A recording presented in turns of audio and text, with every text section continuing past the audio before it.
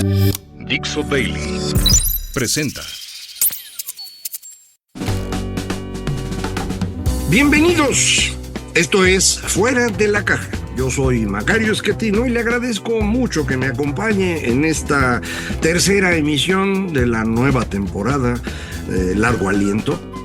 En las dos anteriores hemos ido recordando esta hipótesis que yo le he planteado acerca de cómo evolucionan las religiones para permitir una mayor cooperación, o dicho mejor, una cooperación en grupos mayores de personas. Naturalmente, nuestro grupo con el que podemos establecer una relación de confianza no excede los 150 individuos.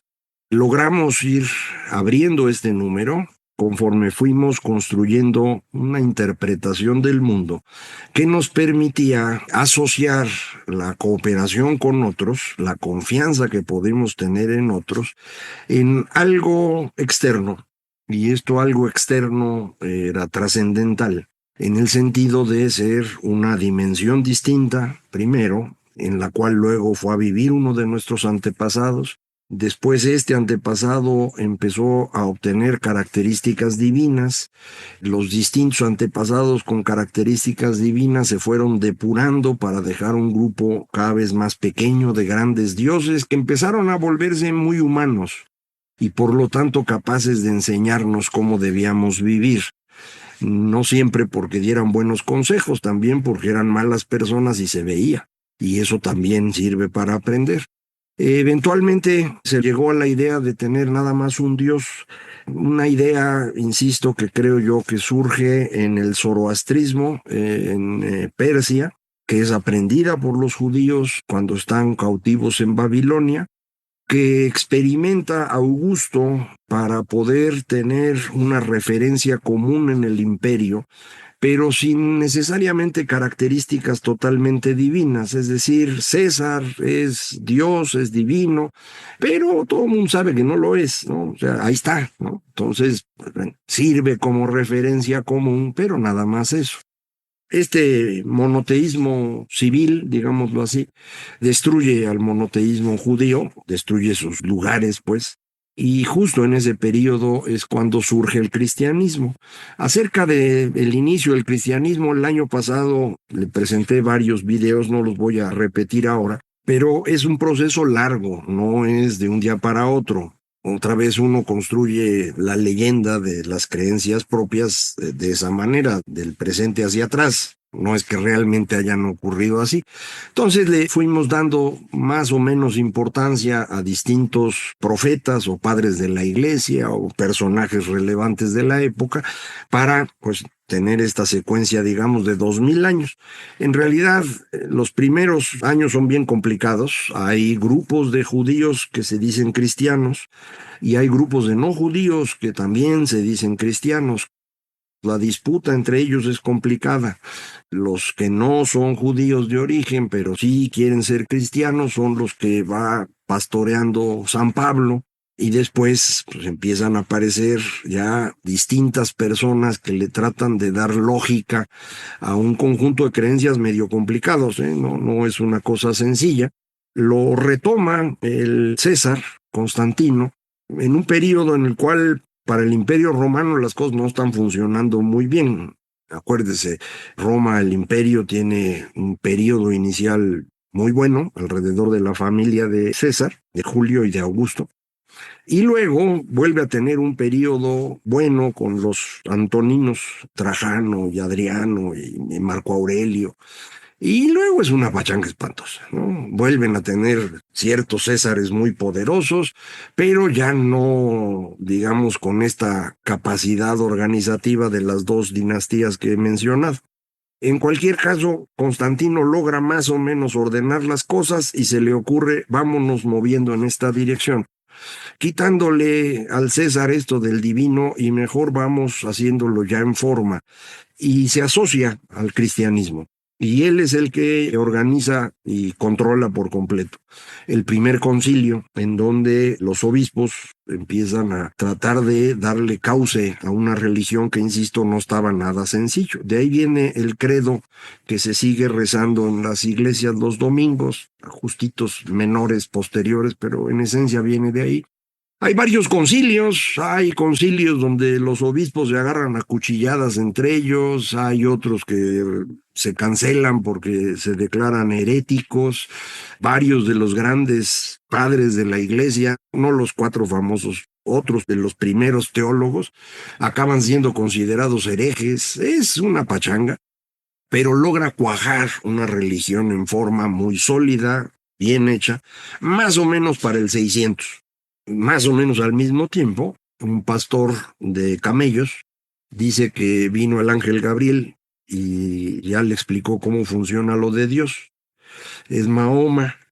Mahoma, me parece a mí, toma mucho de las religiones del rumbo donde él andaba, que tenían muchos parecidos con los judíos, por cierto, y convierte a ese Dios que no tiene imagen en el único Dios. Entonces tenemos ya las tres monoteísmos, digamos el primero importante por la tradición, pero porque es un grupo chiquito de personas, son los judíos. Para ellos no solo Dios es el único Dios, sino que tiene además una alianza con ellos, ¿no? Esta es una parte bien importante, por eso no pueden aceptar cambiarlo por otro, es una alianza con ellos, nada más con ellos. También por esa razón, ellos no andan buscando convencer a otros de que se hagan judíos. En cambio, los cristianos y los musulmanes van a andar buscando cómo convertir a los demás, porque el único Dios es el que yo traigo, y si no estás con ese Dios, te vas a ir al infierno, güey. Entonces te voy a salvar la vida, bueno, la vida eterna, y te voy a jalar con mi Dios. Y los dos hacen lo mismo.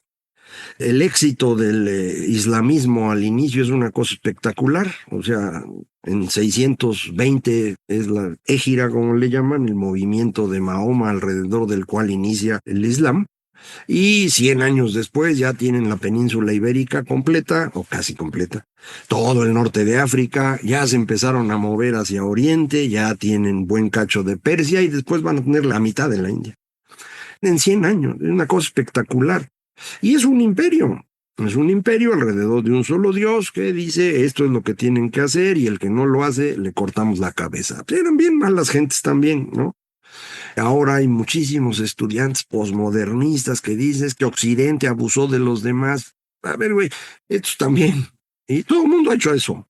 Los únicos, creo que hemos construido un intento de explicación de por qué lo estamos haciendo, somos los occidentales. Y las primeras explicaciones son profundamente racistas, ¿no?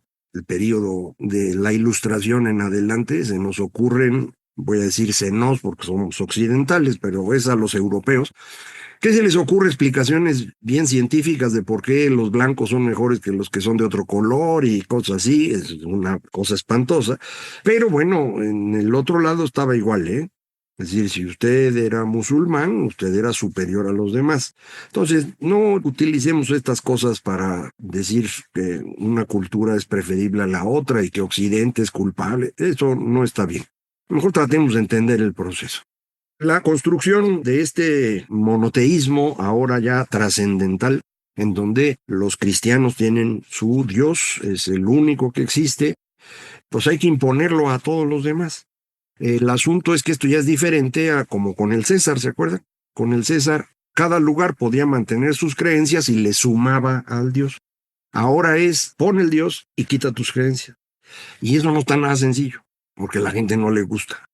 Entonces lo que ocurre es que el cristianismo empieza a convertirse en una religión bien curiosa, en donde sí tienes un solo Dios, pero tienes hartas vírgenes y montones de santos. ¿Quiénes son esos? Pues los que antes eran el diosecito local o el gran dios, y que hay que dejarlo, porque si tú lo quitas, esa gente no va a creer en ti y no vas a tener autoridad legítima sobre ellos. Entonces se construye una cosa, los expertos le llaman enoteísmo con H, donde hay un gran dios y luego otro montoncito de personajes que pueden ser dioses o no. Para el cristianismo no son dioses, ¿eh? La Virgen no es un dios y los santos menos. Pero para la gente que es cristiana, en muchas ocasiones estos personajes son más importantes que Cristo. Yo no tengo la culpa, así es. Aquí en México hasta lo dicen, ¿no?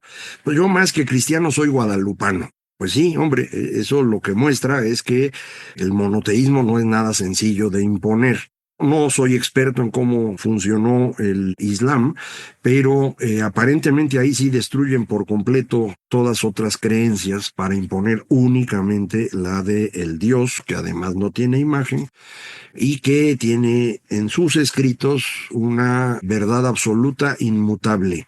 No es como acá, donde uno puede leer la Biblia y en distintos momentos del tiempo se le van dando interpretaciones diferentes, ¿no? Allá nomás ahí está, güey, y órale. Y si no, te cortamos la cabeza.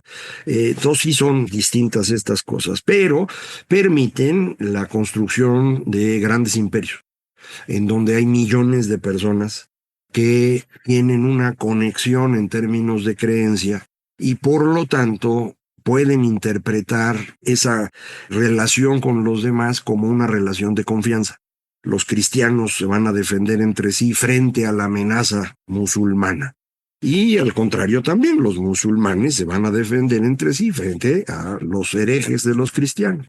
Bueno, esto es lo que permite crear estos grandes imperios, como le digo, que por ejemplo en el caso de Europa y también del Islam no logran tener ciudades tan grandes como lo fue Roma, pero en términos del tamaño de toda la cristiandad o todo el Islam, sí está uno hablando de cosas parecidas a lo que había sido Roma, 15, 20, 30 millones de personas que creen más o menos lo mismo y por lo tanto son más o menos confiables. Esto es la manera como fuimos construyendo. Hay un nuevo cambio por ahí del siglo XIII en la cristiandad. La gente empieza a tener dudas acerca de si realmente la iglesia representa o no al Dios que dice representar. Recuerde usted, las creencias, el dogma, lo construye la iglesia para mantener unidos a todos, pero pues, ellos son los que hacen el dogma.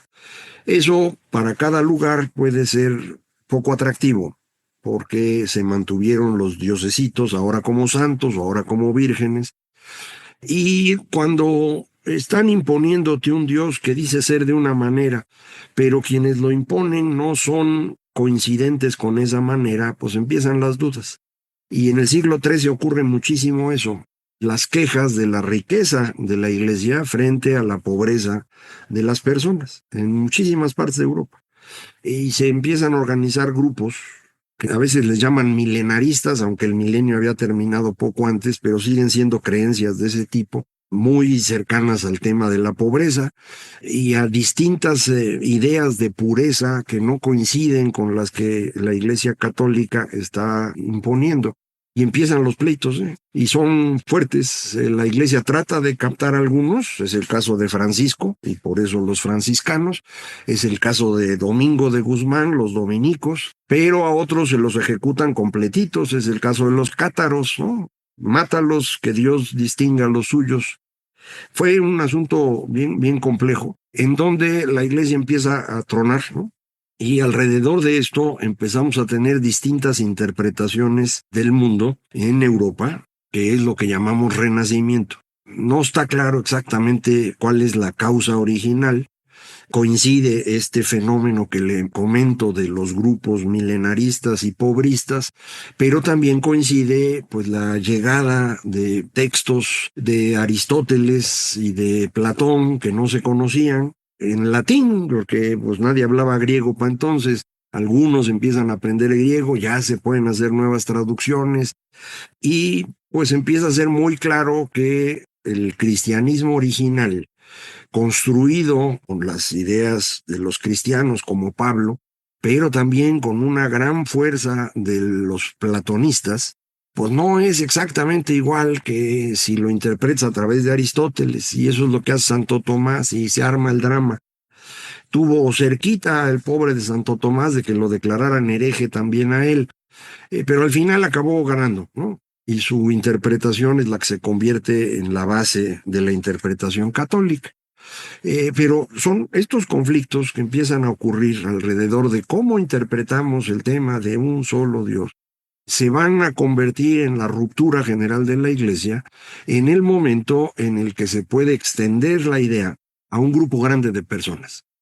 En el mismo siglo XIII, en el siglo XIV, Juan Hus o otros que están impulsando ideas distintas lo hacen en su pueblo, no alcanzan a que la idea crezca mucho, llegan los ejércitos y se los ejecutan. Cuando Lutero hace lo mismo, después de que la imprenta ya se inventó, las ideas de Lutero pueden irse por toda Europa en cuestión de días, gracias a la imprenta. Y una vez que todo el mundo conoce las ideas, ejecutarse a Lutero está más difícil. Y empieza la ruptura. Y esta ruptura se va a dar no porque Lutero fuese un santo, ni mucho menos, o una persona de mentalidad muy abierta, no. Varios de estos que ahora llamamos protestantes eran más necios que los del Papa. Y había personas brillantísimas del lado de la Iglesia Católica, como Erasmo. Igual, maestro, empezó la batalla por todos lados, y al término de estos enfrentamientos, que duran un buen rato y que los historiadores suelen fechar en 1648, cuando terminan las guerras religiosas y ya cada quien su golpe, ¿no? Este país se vuelve anglicano y aquel es luterano y este otro es calvinista y aquí siguen los católicos y ya se estabiliza el asunto. Ya no hay una única referencia. Esta falta de la referencia, uno pensaría, pues implica el derrumbe de Europa, ¿no? Si se construyó alrededor de un solo Dios y eso le daba unidad a todo el espacio de la cristiandad, al desaparecer esa gran referencia, pues debería venirse abajo todo, ¿no? Y no solo no se vino abajo. Empieza el periodo en el cual Europa se convierte en el continente más exitoso. Un continente chafita, chiquititito, ahí en un lugar frío donde no había nada, que por muchos siglos no había servido para nada, de pronto se vuelve lo más importante del mundo. ¿Qué fue lo que cambió en las ideas que permitió esto? Pues eso, ya ve usted, lo tenemos que platicar la próxima semana.